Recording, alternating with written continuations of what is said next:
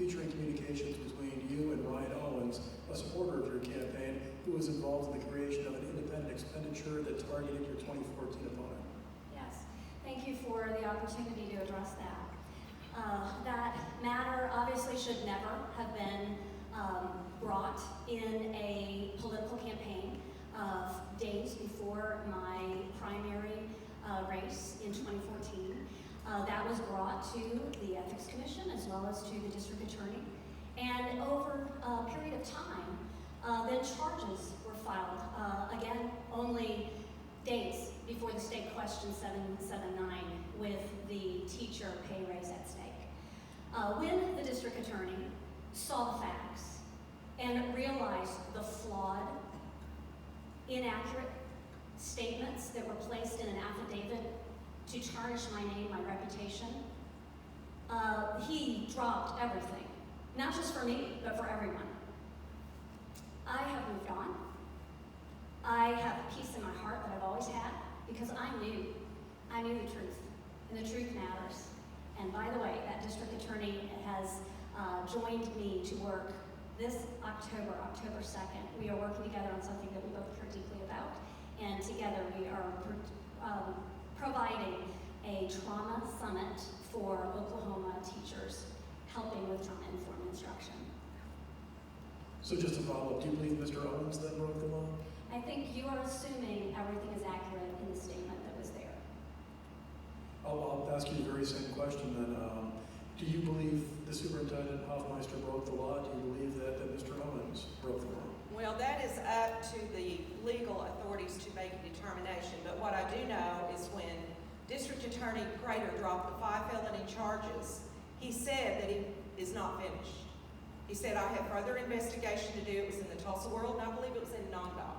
It might have been Oklahoma Watch, but it's in a couple of places published. That was his public statement. He said, we're not done.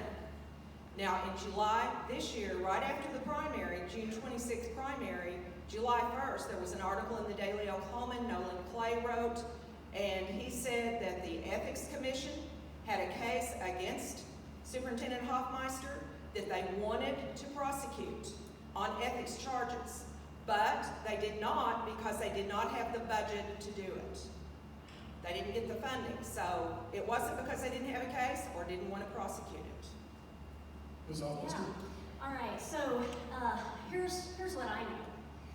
When you speak truth to power, when you stand up to the status quo in your own party, when you take a stand, whether you have somebody standing next to you or an army behind you, you're going to have people who oppose you. I do not allow that noise keep me from focusing on what matters for kids. And what I can tell you is that again, is also false. Because what we know is that the Ethics Commission hasn't had their budget slashed for years and years on end since this came up. So it's convenient that at a time when they're suing the legislature, it was then somehow by some anonymous source considered part of the news in another election cycle. That's politics. This is something that you have to learn to deal with at times as a leader. But what I have shown is that I'm battle tested, and nothing will keep me from doing what's right for kids.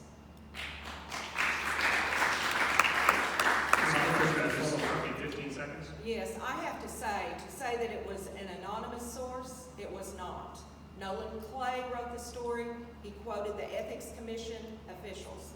You can look it up for yourself. And a lot of details are in the story. Let me just go right Yes, okay, I have to answer this because number one, the Ethics Commission never spoke to me, ever, except for a few days before 2014, right after an election, after my political opponent went to them with some trumped up story.